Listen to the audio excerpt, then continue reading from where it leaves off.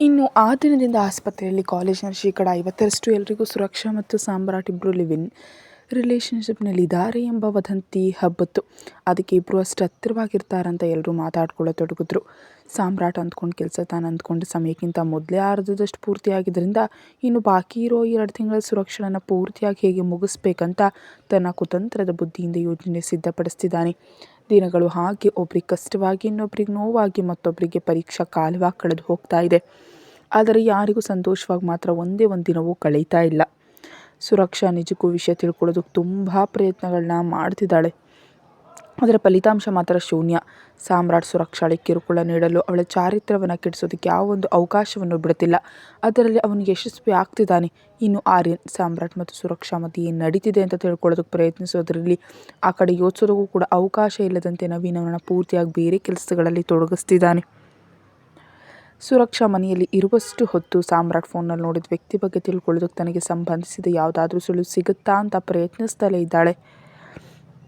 ಸಾಮ್ರಾಟ್ ನಿದ್ದೆಯಲ್ಲಿದ್ದಾಗ ಹೊರತು ಅವನ ಫೋನ್ ಒಳಗೆ ಸಿಗ್ತಲೇ ಇರಲಿಲ್ಲ. 1-2 ಬಾರಿ ಅವನು ಫೋನ್ ಪಾಸ್ವರ್ಡ್ ಟೈಪ್ ಮಾಡ್ತಿದ್ದ ಕಳ್ಳತನದಿಂದ ನೋಡಿದ್ರು ಅವನು ಇಲ್ದಿದ್ದಾಗ ಅದನ್ನು ಪ್ರಯತ್ನಿಸಿದ್ರೆ ಓಪನ್ ಆಗದಿದ್ದರಿಂದ ಬೇಸತ್ತ ಸುರಕ್ಷಾ ಅಟ್ಲೀಸ್ಟ್ ಅವನ ಫೋಟೋ ಆದರೂ ತೆಗೆದುಕೊಂಡ್ರೆ ಒಳ್ಳೆಯದು ಅಂದ್ಕೊಂಡ್ಳು. ಆದರೆ ಹೇಗೆ? ಸುರಕ್ಷಾ ಹತ್ರ ಫೋನ್ ಇಲ್ಲ. ಹೋಗಲಿ, ಅವನ ಫೋನಿಂದ ಬೇರೆಯವರಿಗೆ ಆ ಫೋಟೋ ಕಳಿಸೋಣ ಅಂತ ಅಂದ್ಕೊಂಡ್ರು ಫೋನ್ ಯಾವಾಗಲೂ ಲಾಕ್ನಲ್ಲಿರುತ್ತೆ. ಹೀಗೆ ನೋಡಿದ್ಲೇ 1 ತಿಂಗಳು ಕೂಡ ಕಳೆದು ಹೋಯಿತು. ಆದರೆ ಸಾಮ್ರಾಟ್ ನೀಡೋ ಕಿರುಕುಳದಲ್ಲಿ ಯಾವುದೇ ಬದಲಾವಣೆ ಬರಲಿಲ್ಲ.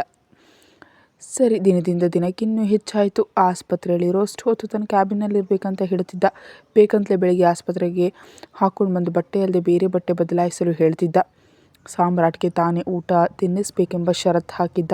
ಬೇಕಂತೆ ಕ್ಲಾಸ್ ಮಧ್ಯೆ ಹೋಗಿ ಸುರಕ್ಷಾಳನ್ನ ಕ್ಯಾಬಿನ್ ಕರ್ಕೊಂಡು ಹೋಗೋದು, ವಿದ್ಯಾರ್ಥಿಗಳೆಲ್ಲರ ಮುಂದೆ ಅಂದರೆ ಕ್ಲಾಸ್ನಲ್ಲಿ ಅಲ್ಲದೆ ಮೈದಾನದಲ್ಲಿ, ಪಾರ್ಕಿಂಗ್ನಲ್ಲಿ, ಹೀಗೆ ಎಲ್ಲರ ಮಧ್ಯೆ ಅವಳ ಜೊತೆ ಇನ್ನೂ ಹತ್ತಿರವಾಗಿ ವರ್ತಿಸ್ತಿದ್ದ. ಇನ್ನು ಕೆಲವು ದಿನಗಳಿಗೆ ವಿಶ್ವವಿದ್ಯಾನಿಲಯದಲ್ಲಿ ಕ್ಯಾಂಪಸ್ನಲ್ಲಿ ಎಲ್ಲಿ ನೋಡಿದ್ರೂ ಇವರ ಬಗ್ಗೆ ಮಾತುಗಳು. ಯಾರ ಬಾಯಲ್ಲಿ ಕೇಳಿದ್ರು ಇವರ ಬಗ್ಗೆಯೇ ವದಂತಿಗಳು. ಸಾಮ್ರಾಟ್ ನಡವಳಿಕೆ ಪೂರ್ತಿಯಾಗಿ ಬೇಸತ್ತು ಹೋಗಿದ್ದ ಸುರಕ್ಷಾ ಒಂದಿನ ಹೇಗಾದರೂ ಅವನ ಫೋನಲ್ಲಿರೋ ವ್ಯಕ್ತಿ ಫೋಟೋ ಸಂಪಾದಿಸಬೇಕಂತ ನಿರ್ಧರಿಸಿ ಅಂದು ರಾತ್ರಿ ಅವನವಳಿಗೆ ಶಾರೀರಿಕವಾಗಿ ಎಷ್ಟೇ ತೊಂದರೆ ಕೊಟ್ಟರೂ ಸಹಿಸಿಕೊಂಡು ಅವನಿದ್ದೇ ಮಾಡಿದ ಕೂಡಲೇ ಫೋನ್ ಆನ್ ಮಾಡಿ ಆ ಫೋಟೋವನ್ನು ತೀಕ್ಷ್ಣವಾಗಿ ನೋಡ್ತಾ ಸ್ಕೆಚ್ ಬಿಡಿಸ್ಬೇಕಂತ ಅಂದ್ಕೊಂಡಂತೆ ಅವಳ ಯೋಜನೆ ಕಾರ್ಯರೂಪಕ್ಕೆ ತರಲು ಅಂದು ರಾತ್ರಿ ಹಾಲ್ನಲ್ಲಿ ಕಡಿಮೆ ಪ್ರಮಾಣ ನಿದ್ದೆ ಮಾತ್ರೆಗಳನ್ನು 2 ಹಾಕಿ ಚೆನ್ನಾಗಿ ಬೆರೆಸಿ ಅವನಿಗಾಗಿ ತೆಗೆದುಕೊಂಡು ಹೋದ್ಲು. ಅಷ್ಟರಲ್ಲೇ ಲ್ಯಾಪ್ಟಾಪ್ನಲ್ಲಿ ಬ್ಯುಸಿಯಾಗಿದ್ದ ಸಾಮ್ರಾಟ್ ಅವಳು ತಂದ ಹಾಲನ್ನು ಕುಡಿಯದೆ ಪಕ್ಕಕ್ಕಿಟ್ಟು ಅವಳನ್ನ ಸ್ವಲ್ಪ ಹೊತ್ತು ಆ ರೂಮ್ ಒಳಗೆ ಬರಬೇಡ ಅಂತ ಗಂಭೀರವಾಗಿ ಹೇಳ್ದ. ಸುರಕ್ಷಾ ಕೂಡ ಹಾಲಿನ ಲೋಟವನ್ನು ಅಲ್ಲೇ ಇಟ್ಟು ಸರಿ ಅಂತ ಹೊರಗೆ ಬಂದುಬಿಟ್ಲು. ಗಂಟೆಗಳ ಕಾಲ ಕೆಳಗೆ ಹಾಲಿನ ಸೋಫಾದಲ್ಲಿ ಕಾದ ಸುರಕ್ಷಾ ಇನ್ನೂ ಅವನ ರೂಮ್ನಿಂದ ಹೊರಗೆ ಬರೋದಿದ್ದರಿಂದ ಬಹುಶಃ ಕೆಲಸ ಮುಗಿಸಿ ಹಾಲು ಕುಡಿದು ಹಾಗೆ ನಿದ್ದೆ ಹೋಗಿರಬಹುದೇನೋ ಅಂದ್ಕೊಂಡು ಮತ್ತೆ ರೂಮ್ವರೆಗೂ ಹೋದ್ಲು. ಆದರೆ ಸಾಮ್ರಾಟ್ ಈ ಬಾರಿ ವಿಡಿಯೋ ಕಾನ್ಫರೆನ್ಸ್ನಲ್ಲಿ ಬ್ಯುಸಿಯಾಗಿದ್ದು ಎದುರಿನವರಿಗೆ ಗಂಭೀರವಾಗಿ ಸೂಚನೆಗಳನ್ನು ನೀಡ್ತಿದ್ದ. ಅವನ ಮುಖದ ಗಾಂಭೀರ್ಯಕ್ಕೆ ಧ್ವನಿಯ ಗಡಸುತನಕ್ಕೆ ಹೆದರಿ ಬಾಗಿಲ ಹತ್ರವೇ ನಿಂತಳು. ಅವಳ ಜೊತೆ ಮಾತಾಡತ್ಲೇ ಬಾಗಿಲ ಕಡೆ ತಿರುಗಿದ ಸಾಮ್ರಾಟ್ ಬಾಗಿಲ ಹತ್ರ ನಿಂತಿರೋ ಸುರಕ್ಷಾಳನ್ನು ನೋಡಿ ಮೊದಲೇ ಕೋಪದಲ್ಲಿದ್ದವನು ಸ್ವಲ್ಪ ಕಾಯಿ, ನಾನು ಆಮೇಲೆ ಮಾತಾಡ್ತೀನಿ ಅಂತ ಹೇಳಿ ಹೆಡ್ಸೆಟ್ ಪಕ್ಕಕ್ಕಿಟ್ಟು ವೇಗವಾಗಿ ಸುರಕ್ಷಾ ಹತ್ರ ಹೋಗಿ ಅವಳನ್ನ ಹಿಡಿದು ನಾನಿಂದು ಬ್ಯುಸಿಯಾಗಿದ್ದೀನಿ, ನೀನು ಈ ರೂಮ್ ಒಳಗೆ ಬರಬೇಡ ಅಂತ ಹೇಳಿ ಅವಳನ್ನ ಬಿಟ್ಟು ರೂಮ್ ಒಳಗೆ ಹೋಗ್ಬಿಟ್ಟ. ಸಾಮ್ರಾಟ್ ಕೋಪದಿಂದ ಒಳಗೆ ಹೋಗಿ ಗಟ್ಟಿಯಾಗಿ ಬಾಗಿಲು ಹಾಕ್ದ. ಆ ಬಾಗಿಲ ಶಬ್ದಕ್ಕೆ ಹೆದರ್ಕೊಂಡು ನಿಜಕ್ಕೂ ಹಾಲು ಕುಡ್ದಿಲ್ಲ ಅನ್ಸುತ್ತೆ ಇವತ್ತು ಅಂದ್ಕೊಂಡು ಸರಿ ಬಿಡು ನಾಳೆ ಮತ್ತೆ ಪ್ರಯತ್ನಿಸೋಣ ಅಂದ್ಕೊಂಡು ಈಗ ತಾನು ಎಲ್ಲಿ ಮಲಗಬೇಕಂತ ಯೋಚಿಸಿದ್ಲು. 1 ತಿಂಗಳಲ್ಲಿ ತನಗೆ ಫೈನಲ್ ಎಕ್ಸಾಮ್ ಕೂಡ ಇರೋದ್ರಿಂದ ಸ್ವಲ್ಪ ಹೊತ್ತು ಓದ್ಕೊಳ್ಳೋಣ ಅಂದ್ಕೊಂಡು ಮೊದಲು ಕೆಳಗೆ ಹೋಗಿ ತನ್ನ ಬ್ಯಾಗ್ ತಂದ್ಕೊಂಡು ಪಕ್ಕದಲ್ಲಿದ್ದ ಇನ್ನೊಂದು ರೂಮ್ ಬಾಗಿಲು ತೆರೆಯೋದಕ್ಕೆ ಹೋದರೆ ಸುರಕ್ಷಾ ತೆರಿಬೇಕೆಂದಿದ್ದ ಬಾಗಿಲು ಬದಲಾಗಿ ಮತ್ತೆ ಸಾಮ್ರಾಟ್ ರೂಮ್ ಬಾಗಿಲು ತೆರೆದುಕೊಂಡಿತು. ಎಲ್ಲಿದ್ದವಳು ಅಲ್ಲೇ ಮರದಂತೆ ನಿಂತು ಹೋದ್ಲು. ಸಾಮ್ರಾಟ್ ಕೋಪದಿಂದ ಸುರಕ್ಷಾ ಹತ್ರ ಹೋಗಿ ಬಾಗಿಲು ಹಿಡಿಕೆ ಮೇಲೆ ಹಾಕಿದವಳ ಕೈಯನ್ನು ಹಿಡಿದು ತಡೆದು ಯಾಕೆ ರೂಮ್ ಬಾಗಿಲು ತೆರಿತಿದ್ಯಾ ಅಂತ ಕೇಳ್ದ. ಅದು ನೀವೇ ಅಲ್ವಾ ನಿಮ್ಮ ರೂಮ್ನಲ್ಲಿ ಬೇಡ ಅಂತಿದ್ದು ಇವತ್ತು ಅಂದ್ಲು ಸುರಕ್ಷಾ ಭಯದಿಂದ. ಅದಕ್ಕೆ ಈ ರೂಮ್ನಲ್ಲಿ ಅಂತ ನಿಲ್ಲಿಸಿದ್ಲು. ಇಲ್ಲಿ ನನ್ನ ರೂಮ್ ಹೊರತುಪಡಿಸಿ ನಿನಗೆ ಈ ಮನೆಯಲ್ಲಿ ಮತ್ತೆಲ್ಲೂ ಬೆಡ್ ಬಳಸೋ ಅರ್ಹತೆ ಇಲ್ಲ. ಎಲ್ಲಿ ಬೇಕೋ ಅಲ್ಲಿ ರಾಣಿಯಂತೆ ದರ್ಪದಿಂದ ಮಲಗೋದಕ್ಕೆ ನೀನೇನಾದರೂ ನಾನು ಹೆಂಡತಿನ? ನೀನು ಯಾವತ್ತೂ ನನ್ನ ಮನೆಯ ಮನುಷ್ಯಳು ಅಲ್ಲ ಅಂದ ಸಾಮ್ರಾಟ್. ಅವನ ಗರ್ಜನೆಗೆ ಸುರಕ್ಷಾ ನಡುಗಿ ಹೋಗುತ್ತಾ ಹಾಗೆ ಇನ್ನೊಂದು ತಲೆ ಆಡಿಸಿದ್ಲು. ನಾಳೆ ಬೆಳಿಗ್ಗೆ ನಾನು ಬಾಗಿಲು ತೆರೆಯೋವರೆಗೂ ನನ್ನ ಬಾಗಿಲೆದ್ರು ಈ ಬರೀ ನೆಲದ ಮೇಲೆಯೇ ಇರಬೇಕು ನೀನು ಅಂತ ಹೇಳಿ ತನ್ನ ರೂಮ್ ಬಾಗಿಲು ಮುಂದೆ ನೆಲದ ಕಡೆ ತೋರಿಸ್ದ. ಸುರಕ್ಷಾ ಸರಿ ಎನ್ನುವಂತೆ ತಲೆ ಆಡಿಸಿ ಪುಸ್ತಕಗಳನ್ನ ಹಿಡ್ಕೊಂಡು ಹೋಗಿ ನೆಲದ ಮೇಲೆ ಕೂತ್ ಕೂಡಲೇ ಸಾಮ್ರಾಟ್ ರೂಮ್ ಒಳಗಡೆ ಹೋಗ್ತಾ ಬಾಗಿಲಿನ ಕಾಲಿನಿಂದ ಒದ್ದು ಬಾಗಿಲು ಹಾಕೊಂಡು ಹೋದ. ಸಾಮ್ರಾಟ್ ಬಾಗಿಲು ಹಾಕಿದ ಕೂಡಲೇ ಪುಸ್ತಕಗಳನ್ನು ತೆರೆದು ಓದ್ಕೊಳ್ತಾ 12 ಗಂಟೆವರೆಗೆ ಕಳೆದ ಸುರಕ್ಷಾ 12 ನಂತರ ಸುಸ್ತಿನಿಂದ ಕಣ್ಣು ಮುಚ್ಕೊಳ್ತಿದ್ರೆ ನೆಲದ ಮೇಲೆಯೇ ಮಲಗಿ ತನ್ನ ಮೈ ಮೇಲಿದ್ದ ಶಾಲು ಅಥವಾ ಸೆರಗನ್ನೇ ಹೊದಿಕೆಯಾಗಿ ಮಾಡ್ಕೊಂಡು ನಿದ್ದೆ ಹೋದ್ಲು ಸುರಕ್ಷಾ. ಸಾಮ್ರಾಟ್ ಕಾನ್ಫರೆನ್ಸ್ ಪೂರ್ತಿಗೊಳಿಸೋಷ್ಟರಲ್ಲಿ ಮಧ್ಯರಾತ್ರಿ 1 ಗಂಟೆ ಕಳೀತು. ಅಷ್ಟರಲ್ಲಿ ತುಂಬ ಸುಸ್ತಾಗಿದ್ದರಿಂದ ಅಂತೂ ತಾನು ಮಾಡಿದ ಕೆಲಸ ಯಶಸ್ವಿಯಾಗಿ ಮುಗೀತು ಎಂಬ ಸಂತೋಷದಲ್ಲಿ ಹಾಗೆ ಬೆಡ್ ಮೇಲೆ ಬಿದ್ದುಬಿಟ್ಟ. ಮರುದಿನ ಬೆಳಿಗ್ಗೆ ಅಲಾರಾಮ್ ಇಟ್ಕೊಳ್ತಿದ್ರು. 5 ಗಂಟೆಗೆ ನಿದ್ದೆಯಿಂದಿದ್ದ ಸಾಮ್ರಾಟ್ ಬಾಗಿಲು ತೆರೆದು ಹೊರಗೆ ಹೋಗ್ತಿದ್ರೆ ರೂಮ್ ಮುಂದೆ ತನ್ನ ಕಾಲುಗಳ ಹತ್ತಿರ ಅಡ್ಡಲಾಗಿ ಮಲಗಿರೋ ಸುರಕ್ಷಾಳನ್ನು ನೋಡಿ ಕೋಪದಿಂದ ಬೆಳಿಗ್ಗೆ ಏಳ್ತಿದ್ದಂತೆ ಈಕೆ ಮುಖವನ್ನೇ ನೋಡಬೇಕಾಗಿ ಬಂತು ಅಂತ ಬೈದ್ಕೊಳ್ತಾ ಮತ್ತೆ ರೂಮ್ ಒಳಗೆ ಹೋಗಿ ಬಾಟಲ್ ತಂದು ಬಾಟಲ್ನಲ್ಲಿದ್ದ ನೀರನ್ನೆಲ್ಲ ಒಮ್ಮೆಗೆ ಸುರಕ್ಷಾ ಮೇಲೆ ಸೋದ್ಬಿಟ್ಟ ಸಾಮ್ರಾಟ್. ಒಮ್ಮೆಗೆ ನೀರು ಬಿದ್ದಿದ್ದರಿಂದ ಬೆದರಿ ಎದ್ದ ಸುರಕ್ಷಾ ಕಣ್ಣು ಮುಂದೆ ಕೆಂಪು ಕಣ್ಣುಗಳಿಂದ ಗಂಭೀರವಾಗಿ ತನ್ನನ್ನೇ ನೋಡ್ತಾ ಇರುವ ಸಾಮ್ರಾಟ್ನನ್ನು ಕಂಡು ತಕ್ಷಣ ಎದ್ದು ನಿಂತಳು. ಏನು ಮಹಾರಾಣಿ ಅಂತ ಇಷ್ಟೊತ್ತಿನವರೆಗೂ ಮಲಗೇ ಇದೆಯಾ? ನೀನು ಹೀಗೆ ಮಲಗಿದ ತಿಂಡಿ ಊಟ ಯಾರು ತಯಾರು ಮಾಡ್ತಾರೆ ಅಂದ. ನಾನೇ ಸರ್, ಈಗಲೇ ಹೋಗ್ತೀನಿ ಅನ್ನುತ್ತಾ ರೂಮ್ ಒಳಗೆ ಹೋಗ್ತಿದ್ದ ಸುರಕ್ಷಾಳ ಕೈ ಹಿಡಿದು ತಡೆದು ನಾನು ಆ ರೂಮ್ನಲ್ಲಿರ್ತೀನಿ ಅಂತ ಒಂದು ರೂಮ್ ತೋರಿಸಿ ಅರ್ಧ ಗಂಟೆಯಲ್ಲಿ ಪ್ರೋಟೀನ್ ಶೇಕ್ ಜೊತೆ ನನ್ನ ಮುಂದೆ ಇರಬೇಕು ಅಂತ ಹೇಳಿ ಅವಳನ್ನು ಬಿಟ್ಟು ಹೊರಟು ಹೋದ ಸಾಮ್ರಾಟ್ ಹೋದ ಕೂಡಲೇ ಸುರಕ್ಷಾ ರೂಮ್ ಒಳಗೆ ಹೋಗುವಷ್ಟರಲ್ಲಿ ನಿನ್ನೆ ಕಲಸಿಟ್ಟಿದ್ದ ಹಾಲು ಗ್ಲಾಸ್ನಲ್ಲಿ ಹಾಗೆ ಇರೋದನ್ನು ಕಂಡು ರಾತ್ರಿ ಹಾಲು ಕುಡಿಲಿಲ್ಲ ಅನ್ನೋ ಮಾತು, ಇವತ್ತು ರಾತ್ರಿ ಮತ್ತೆ ಪ್ರಯತ್ನಿಸ್ಬೇಕು ಅಂದ್ಕೊಂಡು ವಾಶ್ರೂಮ್ಗೆ ಹೋಗ್ತಾ ಚಾರ್ಜಿಂಗ್ ಇಟ್ಟಿದ್ದು ಸಾಮ್ರಾಟ್ ಫೋನ್ ನೋಡಿ ಅಲ್ಲೇ ನಿಂತು ಹೋದ್ಲು. ಫೋನ್ ನೋಡ್ತಿದ್ದಂತೆ ಅದರಲ್ಲಿ ನೋಡಿದ ವ್ಯಕ್ತಿ ಫೋಟೋ ನೆನಪಿಗೆ ಬಂದು ತಕ್ಷಣ ಫೋನ್ಗಾಗಿ ಮುಂದೆ ಹೋದ್ಲು ಸುರಕ್ಷಾ. ಸಡನ್ನಾಗಿ ಅಪ್ಪಿತಪ್ಪಿ ರೂಮ್ ಒಳಗೆ ಬಂದ ಸಾಮ್ರಾಟ್ಗೆ ಸುರಕ್ಷಾ ಫೋನ್ ಹತ್ರ ಹೋಗ್ತಿರೋದನ್ನು ಕಂಡು ಕೋಪದಿಂದ ಮುಂದೆ ಹೋಗಿ ಸುರಕ್ಷಾ ಅಂತ ಅರಿಸ್ತಾ, ಯಾಕೆ ಹೀಗೆ ಮಾಡ್ತಿದ್ಯಾ ಪ್ರತಿ ಬಾರಿ? ನಿನ್ನ ಮುಖ ನೋಡಿದ ಪ್ರತಿ ಬಾರಿ ನೀನು ಅಮಾಯಕಿ ಏನೋ ಅನಿಸಿ 5 ನಿಮಿಷ ಕೂಡ ಆಗೋ ಮುನ್ನವೇ ನಿನ್ನ ಬುದ್ಧಿ ತೋರಿಸ್ತೀಯ ಛೀ ಅಂತ ಅವಳನ್ನು ನೋಡಿ ಮುಖನೆಲ್ಲ ಕಿರಿಕಿರಿಯಿಂದ ಬದಲಾಯಿಸಿ, ಈಗ ಯಾಕೆ ನಿನಗೆ ಫೋನ್ ಮೇಲೆ ಕಣ್ಣು ಹೋಯಿತು? ಮತ್ತೆ ನಿನ್ನ ದೃಷ್ಟಿ ಅಂದ. ಸರ್ ಅದು ನಾನು ಫೋನ್ ಅದು ಅಂತ ಅಷ್ಟರಲ್ಲಿ ಯೋಚಿಸಿ, ಅದು ಸರ್ ಮುಂದಿನ ತಿಂಗಳು ಕೊನೆಯ ಸೆಮಿಸ್ಟರ್ ಫೀಸ್ ಕಟ್ಟಬೇಕು, ಇಲ್ದಿದ್ರೆ ಎಕ್ಸಾಮ್ಗೆ ಹಾಲ್ ಟಿಕೆಟ್ ಕೊಡೋದಿಲ್ಲ, ಅದಕ್ಕೆ ಅಪ್ಪನಿಗೆ ಫೋನ್ ಮಾಡಿ ಫೀಸ್ ಬಗ್ಗೆ ಕೇಳಬೇಕು, ಒಂದು ಬಾರಿ ನಿಮ್ಮ ಫೋನ್ ಬಳಸ್ಬೋದಾ ಅಂದ್ಲು. ಹಾಗಾದರೂ ಫೋನ್ ಸ್ವಲ್ಪ ಹೊತ್ತು ನನ್ನ ಜೊತೆ ಇರಿಸ್ಕೊಂಡು ಆ ಫೋಟೋವನ್ನು ಬೇರೆ ನಂಬರ್ಗೆ ಶೇರ್ ಮಾಡ್ಕೊಳ್ಬಹುದಂತ. ಸುರಕ್ಷಾ ಮಾತಿಗೆ ಆಲೋಚನೆಯಲ್ಲಿ ಬಿದ್ದ ಸಾಮ್ರಾಟ್ನನ್ನು ನೋಡ್ತಾ ಸರ್ ಫೋನ್ ಅಂದ್ಲು ಸುರಕ್ಷಾ. ಮತ್ತೆ ಆಲೋಚನೆಯಲ್ಲಿರೋ ಸಾಮ್ರಾಟ್ನನ್ನು ಡಿಸ್ಟರ್ಬ್ ಮಾಡಿದ್ದಕ್ಕೆ ಕೋಪದಿಂದ, ನಿನ್ನ ಹಳೆ ಬಾಯ್ ಫ್ರೆಂಡ್ ಯಾರಾದರೂ ಇನ್ವೆಸ್ಟ್ ಮಾಡಲ್ಲ ಅಂತ ಅವಳನ್ನ ರೇಗಿಸ್ತಾ ಕೇಳಿದ. ಸುರಕ್ಷಾಳಿಗೆ ಸಾಮ್ರಾಟ್ ನಡವಳಿಕೆಗೆ ಮೈ ಉರಿತಿದ್ರೆ ಸರ್ ಫೋನ್ ಅಂದ್ಲು ಮತ್ತೆ ಗಟ್ಟಿಯಾಗಿ.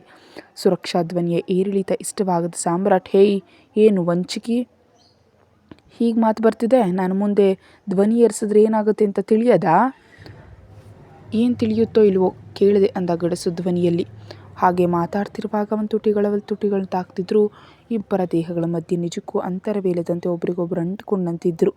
ಅವಳಲ್ಲಿ ಗುಂಡಿಗೆ ಬಡಿತ ಹೆಚ್ಚುತ್ತಿದ್ರು. ಅವಳ ತುಟಿಗಳು ನಡಕ್ತಿದ್ರು. ಸಾಮ್ರಾಟ್ ದೃಷ್ಟಿ ಮಾತ್ರ ಅವಳ ಕಣ್ಣುಗಳನ್ನ ದಾಟಿ ಕೆಳಗೆ ಬರಲಿಲ್ಲ.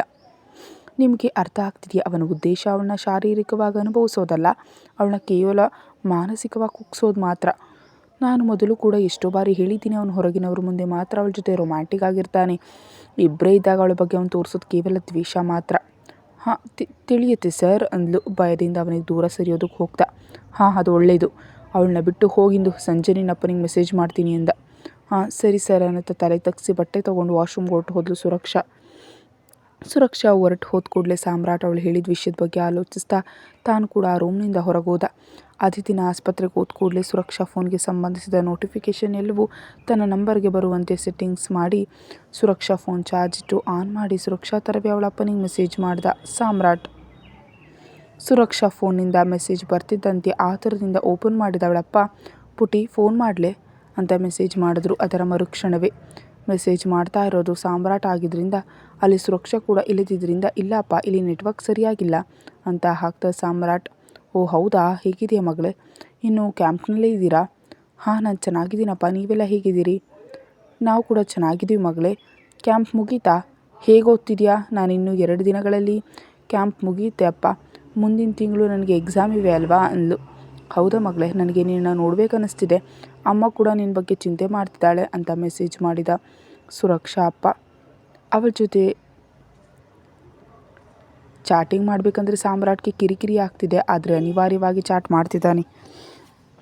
ನಾನು ಕೂಡ ನಿಮ್ಮನ್ನು ತುಂಬ ಮಿಸ್ ಮಾಡ್ಕೊಳ್ತಿದ್ದೀನಪ್ಪ ಅಂತ ಹಾಕ್ದ ಸಾಮ್ರಾಟ್.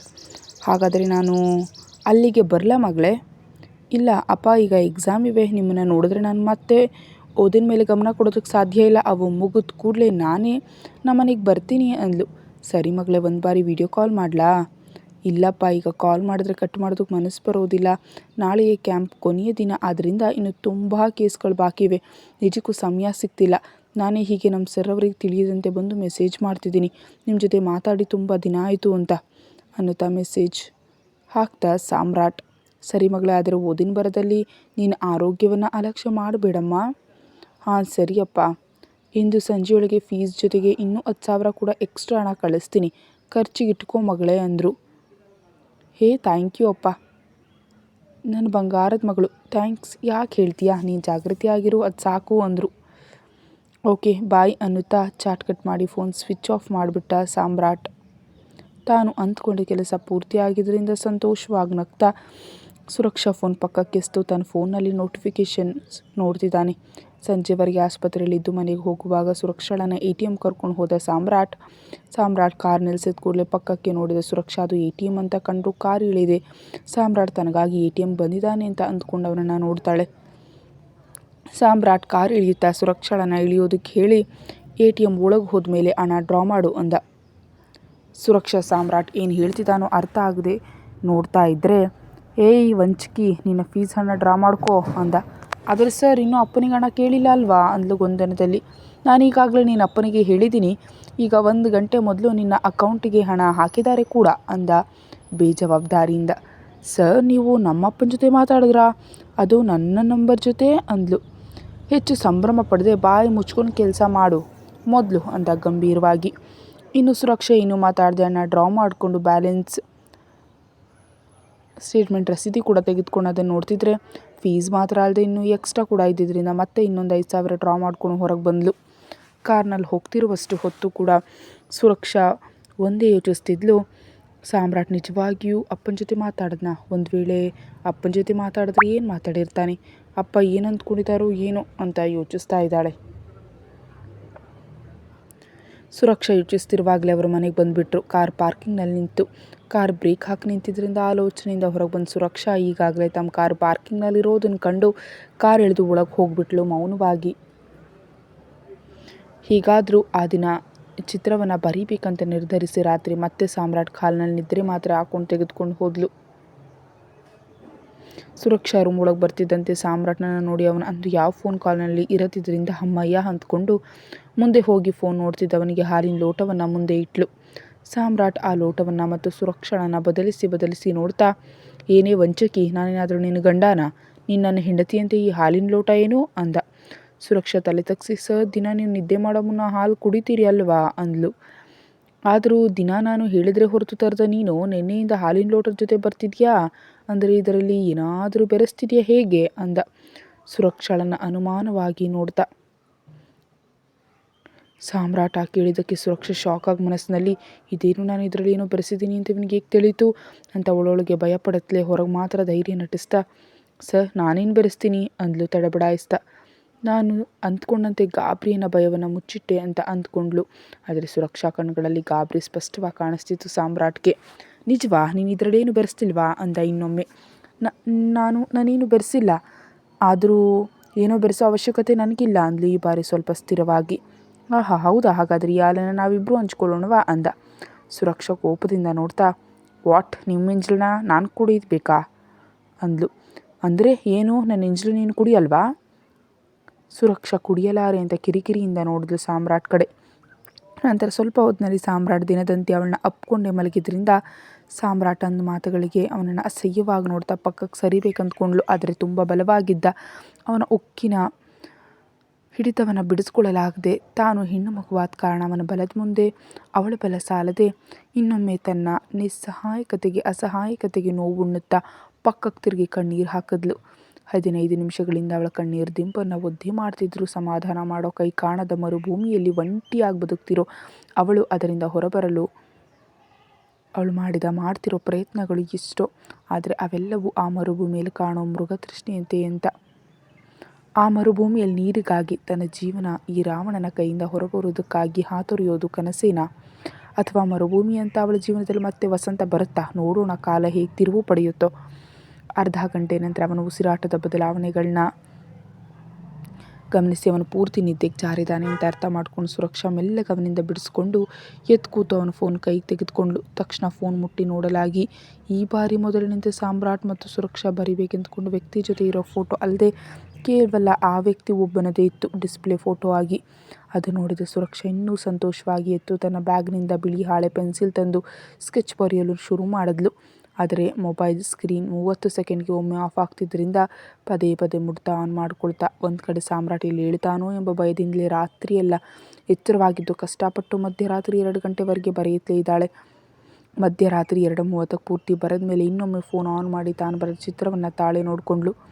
ಪರಿಪೂರ್ಣ ಸ್ಕೆಚ್ ಆರ್ಟಿಸ್ಟ್ ಅಲ್ತಿದ್ರು ಪರವಾಗಿಲ್ಲ ಎನ್ನುವಂತಿದೆ. ಎಲ್ಲಕ್ಕಿಂತ ಹೆಚ್ಚಾಗಿ ಅಷ್ಟು ಹೊತ್ತು ನೋಡ್ತಾ ಇದ್ದ ಕಾರಣ ಅವನ ರೂಪ ಸುರಕ್ಷಾ ಮನಸ್ಸಿನಲ್ಲಿ ಚೆನ್ನಾಗಿ ಹಚ್ಚೋತಿದೆ. ಈಗ ಸುರಕ್ಷಾ ನೋಡ್ತಿದ್ರು ಮತ್ತೆ ಬರೆಯಬಲ್ಲಳು ಆ ಚಿತ್ರವನ್ನು. ಒಂದು ವೇಳೆ ಇದು ಸರಿಯಾಗದಿದ್ದರೂ ಮತ್ತೆ ಪ್ರಶಾಂತವಾಗಿ ಕೂತು ಬರೆದ್ರೆ ಖಂಡಿತವಾಗಿಯೂ ತಾನು ಅಂದ್ಕೊಂಡತೆ ಬರುತ್ತೆ ಅಂದ್ಕೊಂಡು ಆ ಹಾಳೆಯನ್ನು ತೆಗೆದುಕೊಂಡು ಹೋಗಿ ತನ್ನ ಪುಸ್ತಕಗಳಲ್ಲಿರಿಸಿ ಫೋನ್ ಟೇಬಲ್ ಮೇಲಿಟ್ಟು ಬೆಡ್ ಮೇಲೆ ಬರೋಷ್ಟರಲ್ಲಿ ಸಮಯ 3 ಆಯಿತು. ಆದರೆ ಇಷ್ಟು ಹೊತ್ತಿನಲ್ಲಿ ಸಾಮ್ರಾಟ್ ಕನಿಷ್ಠ ಅಲ್ಲಾಡ್ಲೂ ಇಲ್ಲ. ಅದು ಯಾಕೆ ಅಂತ ಸುರಕ್ಷಾ ಗಮನಿಸಲೂ ಇಲ್ಲ. ಸ್ಕೆಚ್ ಬರದೆ ಎಂಬ ಸಂತೋಷದಿಂದ ಕಣ್ಣು ಮುಚ್ಚಿದ ಕೂಡಲೇ ಆ ಚಿತ್ರದ ವ್ಯಕ್ತಿ ತನ್ನನ್ನು ಭೇಟಿಯ ಸಂದರ್ಭ ನೆನಪಿಗೆ ಬರಲಾಗಿ ಭಯದಿಂದ ಎದ್ದು ಕೂತಲು ಸುರಕ್ಷಾ. ಇನ್ನು ತನ್ನ ಗುಂಡಿಗೆ ಬಡಿತಾ ಹತೋಟಿಗೆ ಬರೆದಿದ್ದ ಪಕ್ಕದಲ್ಲಿದ್ದ ಬಾಟಲಿದ್ದ ನೀರನ್ನು ಕುಡಿದ್ಬಿಟ್ಟು ಅವನ ಬಗ್ಗೆ ತಿಳ್ಕೊಳ್ಳೋದು ಹೇಗೆ ಅಂತ ಯೋಚಿಸ್ತಾ ಭಯದಿಂದಲೇ ನಿದ್ದೆ ಹೋದ್ಲು ಆ ರಾತ್ರಿ. ಮರುದಿನದಿಂದ ಸುರಕ್ಷಾ ಒಂದು ಕಡೆ ಓದುತ್ತಲೇ ಇನ್ನೊಂದು ಕಡೆ ಆ ಫೋಟೋವನ್ನು ಮತ್ತೆ ಬರೆದು ಆ ಹಾಳೆಯನ್ನು ಜೆರಾಕ್ಸ್ ಮಾಡಿಸಿ ಅವನಿಗಾಗ ಅವರು ಭೇಟಿಯಾದ ಜಾಗದಲ್ಲೇ ಹುಡುಕಾಟ ಶುರು ಮಾಡಿದ್ಲು. ಇತ್ತ ಸಾಮ್ರಾಟ್ ಕಿರುಕುಳ ಅನುಭವಿಸ್ಲೇ ಅತ್ತ ತನ್ನ ಓದನ್ನು ಸ್ವಲ್ಪವೂ ಅಲಕ್ಷ್ಯ ಮಾಡದೆ ಓದಿನ ಕಡೆಗೂ ಪೂರ್ತಿ ಗಮನ ಹರಿಸ್ತಾ ಪೂರ್ತಿ ಸ್ಟ್ರೆಸ್ ಹಾಕ್ತಿದ್ದಾಳೆ. ಇದೇನು ಗಮನಿಸಿದ ಸಾಮ್ರಾಟ್ ತನ್ನ ಕಿರುಕುಳದಲ್ಲಿ ಸ್ವಲ್ಪವೂ ಕಡಿಮೆ ಮಾಡದೆ ಇನ್ನೂ ಹೆಚ್ಚಿಸ್ತಿದ್ದಾನೆ. ಹೀಗೆ ನೋಡ್ತಾ 15 ದಿನಗಳು ಕಳೆದು ಎಕ್ಸಾಮ್ಸ್ ದಿನಗಳು ಕೂಡ ಬಂದುಬಿಟ್ವು. ಎಕ್ಸಾಮ್ಸ್ ಮುಗಿಯೋವರೆಗೆ ಸುರಕ್ಷಾ ಆಸ್ಪತ್ರೆಗೆ ಬರುವುದಿಲ್ಲ. ಆದ್ದರಿಂದ ಸಾಮ್ರಾಟ್ ವಿಶ್ವವಿದ್ಯಾಲಯಕ್ಕೆ ಹೋಗೋದಕ್ಕೆ ಶುರು ಮಾಡಿದ. ಮೊದಲ ಎಕ್ಸಾಮ್ ದಿನ ಸುರಕ್ಷಾಳಪ್ಪ ಆಲ್ ದಿ ಬೆಸ್ಟ್ ಹೇಳಲು ಸುರಕ್ಷಾ ನಂಬರ್ ಕಾಲ್ ಮಾಡಿದ್ರು. ಅದು ಸ್ವಿಚ್ ಆಫ್ ಬರ್ತಿದ್ರೆ ಅವರಿಗೆ ಅನುಮಾನವಾಗಿ ಅದೇನು ಸುರಕ್ಷಾ, ನಾನು ಆಲ್ ದಿ ಬೆಸ್ಟ್ ಹೇಳಿದ್ರೆ ಹೊರತು ಎಕ್ಸಾಮ್ ಕೂಡ ಬರೆಯಲ್ಲ ಅಂತ ಹಠ ಮಾಡ್ತಿದ್ದವಳಲ್ವಾ, ಈಗೇನು ಹೀಗೆ ಅಂತ ಆಲೋಚನೆಯಲ್ಲಿ ಬಿದ್ದರು. ಆದರೆ ಸಾಮ್ರಾಟ್ ಜಾಣತನದಿಂದ ಸುರಕ್ಷಾ ನಂಬರ್ಗೆ ಬರೋ ನೋಟಿಫಿಕೇಷನ್ ಎಲ್ಲವೂ ತನ್ನ ನಂಬರ್ಗೆ ಬರುವಂತೆ ಸೆಟ್ಟಿಂಗ್ಸ್ ಮಾಡ್ಕೊಂಡಿದ್ದರೆ ಸುರಕ್ಷಾಳಪ್ಪ ಫೋನ್ ಮಾಡಿದ ನೋಟಿಫಿಕೇಷನ್ ಬರ್ತಿದ್ದಂತೆ ವಿಶ್ವವಿದ್ಯಾಲಯಕ್ಕೆ ಹೋಗ್ತಾ ಕಾರ್ ಚಲಾಯಿಸ್ತಿದ್ದ ಸಾಮ್ರಾಟ್ ಅದನ್ನು ನೋಡಿ ಪಕ್ಕದಲ್ಲಿ ಸುರಕ್ಷಾ ಇದ್ದಿದ್ದರಿಂದ ಮನಸ್ಸಲ್ಲಿ ಈಗ ಇವಳಪ್ಪ ಯಾಕೆ ಕಾಲ್ ಮಾಡಿದ್ದಾನೆ ಅಂದ್ಕೊಂಡು ಏನು ಮಾಡಬೇಕಂತ ಯೋಚಿಸಿ ಯಾವುದೋ ಉಪಾಯ ಬರಲಾಗಿ ಎಸ್ ಅಂದ್ಕೊಂಡು ಕಾರಿನ ವೇಗ ಹೆಚ್ಚಿ 15 ನಿಮಿಷಗಳಲ್ಲಿ ಕ್ಯಾಂಪಸ್ ಪಾರ್ಕಿಂಗ್ನಲ್ಲಿ ಕಾರ್ ನಿಲ್ಲಿಸ್ದ. ಸುರಕ್ಷಾ ಕಾರ್ ಹಿಡಿದು ಮುಂದೆ ಹೋಗ್ತಿದ್ರೆ ಮೈದಾನದಲ್ಲಿ ಎಲ್ಲರೂ ಒಂದು ಕಡೆ ಗುಂಪಾಗಿದ್ದ ಹತ್ರ ಬೇಬಿ ಅಂತ ಕರೆದು ಅವಳ ಹತ್ರ ಹೋಗಿ ಆಲ್ ದಿ ಬೆಸ್ಟ್ ಬೇಬಿ ಅನ್ನುತ್ತಾ ಅವಳ ಹೆಗಲ ಮೇಲೆ ಕೈ ಹಾಕಿ ಕರ್ಕೊಂಡು ಹೋಗಿ ಕ್ಲಾಸ್ ರೂಮ್ ಮುಂದೆ ಅವಳನ್ನು ಬಿಟ್ಟು ಎಕ್ಸಾಮ್ ಮುಗಿದ ಕೂಡಲೇ ನಮ್ಮ ಕ್ಯಾಬಿನ್ಗೆ ಬಂದುಬಿಡು ಅಂತ ಹೇಳಿ ತನ್ನ ವಿಶೇಷ ಕ್ಯಾಬಿನ್ಗೆ ಹೊರಟು ಹೋದ. ಸಾಮ್ರಾಟ್ ಹೋದ ಕೂಡಲೇ ಕ್ಲಾಸ್ಗೆ ಹೋಗ್ತಿದ್ದ ಸುರಕ್ಷಾ ಹಿಂದೆ ತಿರುಗಿದಾಗ ಅಲ್ಲಿ ಬಿಂದು ತನ್ನನ್ನೇ ನೋಡ್ತಾ ಇರೋದನ್ನು ಕಂಡು ಆ ನೋಟವನ್ನು ತಡ್ಕೊಳ್ಳಲಾಗದೆ ತಲೆ ತಗ್ಸಿ ಪಕ್ಕದಿಂದ ಹೋಗ್ತಿದ್ರೆ ಹಿಂದಿನ ಬೆಂಚ್ನಲ್ಲಿರೋ ಆರ್ಯನ್ ನೋವಿನಿಂದ ನೋಡ್ತಿರೋ ನೋಟ ಅವಳಲ್ಲಿ ಕಣ್ಣೀರು ತರಿಸ್ತು. ಆದರೆ ಅವ್ಯಾವುದನ್ನು ಗಮನಿಸದೆ ತನ್ನ ಜಾಗಕ್ಕೆ ಹೋಗಿ ಕೂತು ಎಕ್ಸಾಮ್ ಪೇಪರ್ಗೆ ಕಾಯ್ತಿದ್ದಾಳೆ ಸುರಕ್ಷಾ. ಅಲ್ಲಿಂದ ವೇಗವಾಗಿ ತನ್ನ ಕ್ಯಾಬಿನ್ಗೆ ಹೋದ ಸಾಮ್ರಾಟ್ ತಕ್ಷಣ ಜೇಬಿನಲ್ಲಿದ್ದ ಸುರಕ್ಷಾ ಫೋನ್ ಆನ್ ಮಾಡಿ ಅದರಿಂದ ಅವಳಪ್ಪನಿಗೆ ಮತ್ತೆ ಮೆಸೇಜ್ ಮಾಡಿದ ವಾಟ್ಸಪ್ನಲ್ಲಿ. ಅವಳಪ್ಪ ಬೆಳಗ್ಗೆ ನಿನ್ನ ಫೋನ್ಗೆ ಕಾಲ್ ಮಾಡ್ತಿದ್ದೆ, ಸ್ವಿಚ್ ಆಫ್ ಬಂದಿತ್ತು ಮಗಳೇ, ಏನಾಯಿತು ಅಂತ ಕೇಳಿದ್ರು. ಅದು ಅಪ್ಪ ಫೋನ್ ಆನ್ ಇದ್ದರೆ ಓದಿನ ಮೇಲೆ ಗಮನ ಹರಿಸೋದಕ್ಕೆ ಸಾಧ್ಯ ಇಲ್ಲ ಅಂತ ನಾನೇ ಸ್ವಿಚ್ ಆಫ್ ಮಾಡಿದ್ದೆ ಅಂತ ಮೆಸೇಜ್ ಮಾಡಿದ್ಲು. ಓಹ್ ಹೌದಾ ಮಗಳೇ, ಅದು ನಿಜವೇ ಬಿಡು ಅಂತ ಎಕ್ಸಾಮ್ ಬಗ್ಗೆ ಸ್ವಲ್ಪ ಹೊತ್ತು ಮಾತಾಡಿ ಆಲ್ ದಿ ಬೆಸ್ಟ್ ಹೇಳಿದ ಕೂಡಲೇ ಥ್ಯಾಂಕ್ ಯು ಅಪ್ಪ ಅಂತ ಚಾಟ್ ಮಾಡಿ ಕ್ಷಣವೂ ಕಾಯ್ದೆ ಆಫ್ಲೈನ್ ಮಾಡಿ ಸ್ವಿಚ್ ಆಫ್ ಮಾಡಿದ ಸಾಮ್ರಾಟ್. ಹಾಗೆ ಎಕ್ಸಾಮ್ಸ್ ಸತತವಾಗಿ ನಡೀತಲೇ ಇವೆ. ಎಕ್ಸಾಮ್ಸ್ ನಡೀತಿರೋ ದಿನಗಳಲ್ಲಿ ಸಾಮ್ರಾಟ್ ಸುರಕ್ಷಾಳನ್ನು ದಿನೇ ತಾನೇ ಕಾರ್ನಲ್ಲಿ ಕರ್ಕೊಂಡು ಹೋಗೋದು ಮತ್ತು ಕರ್ಕೊಂಡು ಬರೋದು ಕೂಡ ತಾನೇ ಮಾಡ್ತಿದ್ದ. ವಿಶ್ವವಿದ್ಯಾನಿಲಯದಲ್ಲಿ ಎಕ್ಸಾಮ್ನಲ್ಲಿ ಇರೋವರೆಗೂ ಮಾತ್ರ ಅವಳಿಗೆ ಸ್ವಾತಂತ್ರ್ಯ. ಎಕ್ಸಾಮ್ ಮುಗಿದ ಕೂಡಲೇ ತನ್ನ ಜೊತೆಯೇ ಇರಿಸ್ಕೊಳ್ತಿದ್ದ. ಬೆಳಗಾದರೆ ಎಕ್ಸಾಮ್ಸ್ ಮುಗಿದು ಹೋಗುತ್ತವೆ ಎನ್ನುವಾಗ ಹಿಂದಿನ ದಿನ ಸಾಮ್ರಾಟ್ ಕ್ಯಾಂಟೀನ್ಗೆ ಹೋಗ್ತಿದ್ರೆ ಅಲ್ಲೇ ಒಂದು ಕಡೆ ಆರ್ಯನ್ ಕಾಣಿಸಿದ್ರಿಂದ ಅವನ ಕಡೆ ಹೋದ ಸಾಮ್ರಾಟ್ ಹತ್ರ ಹೋಗುವವರೆಗೆ ತಿಳಿಲಿಲ್ಲ ಆರ್ಯನ್ ಜೊತೆ ಅಲ್ಲಿ ನವೀನ್ ಕೂಡ ಇದಾನಂತ. ಆರ್ಯ ನವೀನ್ ಜೊತೆ, ಹೇಯ್ ನವೀನ್, ನಿನಗಾಗಿ ಸುರಕ್ಷಾ ವಿಷಯದಲ್ಲಿ ಇಷ್ಟು ದಿನ ತಾಳ್ಮೆಯಿಂದಿದ್ದೆ. ನಾಳೆಯಿಂದ ಎಕ್ಸಾಮ್ಸ್ ಕೂಡ ಮುಗಿಯುತ್ತಿವೆ. ನಾನು ನಾಳೆ ಸುರಕ್ಷಾಳಿಗೆ ನನ್ನ ಪ್ರೀತಿಯ ವಿಷಯ ತಿಳಿಸಿ ಅವಳಿಗೆ ಸಾಮ್ರಾಟ್ ಜೊತೆ ಇರೋ ತೊಂದರೆ ಏನಂತ ಕೇಳ್ತೀನಿ. ನನಗೆ ಯಾಕೋ ಸುರಕ್ಷಾ ಸಾಮ್ರಾಟನ ಅನಿವಾರ್ಯವಾಗಿ ಸಹಿಸ್ತಿದ್ದಾಳೆ ಹೊರತು ಪ್ರೀತಿಯಿಂದ ಅವನ ಜೊತೆ ಇಲ್ಲ ಅಂತ ಅನ್ನಿಸ್ತಿದೆ. ಅದೇನು ಅಂತ ತಿಳಿದು ನಾನು ಸುರಕ್ಷಾಳನ್ನು ರಾವಣನಂತ ಸಾಮ್ರಾಟ್ ಸೆರೆಯಿಂದ ಬಿಡಿಸ್ತೀನಿ ಅಂದ. ಈ ಆರ್ಯನ್, ಏನು ನೀನು ಅಂತಿರೋದು? ಆ ಸುರಕ್ಷಾ ಸಾಮ್ರಾಟ್ ಜೊತೆ ಎಷ್ಟು ಆತ್ಮೀಯವಾಗಿರ್ತಾಳೆ ಅಂತ ದಿನ ನೋಡುತ್ತಲೇ ಇದೆಯಾ ಅಲ್ವಾ? ಆದರೂ ನಿನಗೆ ಇಷ್ಟು ಹುಚ್ಚು ನಂಬಿಕೆ ಏನು ಆ ಸುರಕ್ಷಾ ಮೇಲೆ? ಪ್ಲೀಸ್ ನವೀನ್, ಇನ್ನು ಈ ವಿಷಯದಲ್ಲಿ ನನ್ನ ತಡೆಯೋದಕ್ಕೆ ಪ್ರಯತ್ನಿಸಬೇಡ. ಇಷ್ಟು ದಿನ ಕೇವಲ ನಿನಗಾಕ್ಕಾದೆ, ಇನ್ನು ನನ್ನನ್ನು ತಡೆಯೋದಕ್ಕೆ ನೋಡಬೇಡ ಅಂತ ಗಂಭೀರವಾಗಿ ಹೇಳಿ ಅಲ್ಲಿಂದ ಹೋಗ್ತಿರೋ ಆರ್ಯನ್ಗೆ ಕಾಣದಂತೆ ಮರಿಯಾಗಿ ನಿಂತು ಇವರ ಮಾತುಗಳನ್ನೆಲ್ಲ ಕೇಳ್ತಾ ಇದ್ದ ಸಾಮ್ರಾಟ್. ಕತೆ ಮುಂದುವರಿಯುತ್ತೆ. ಹೆಚ್ಚಿನ ವೀಡಿಯೋಗಾಗಿ ಚಾನಲ್ಗೆ ಸಬ್ಸ್ಕ್ರೈಬ್ ಮಾಡಿ ಮತ್ತು ಮೆಂಬರ್ಶಿಪ್ ತಗೊಳ್ಳಿ. Thank you.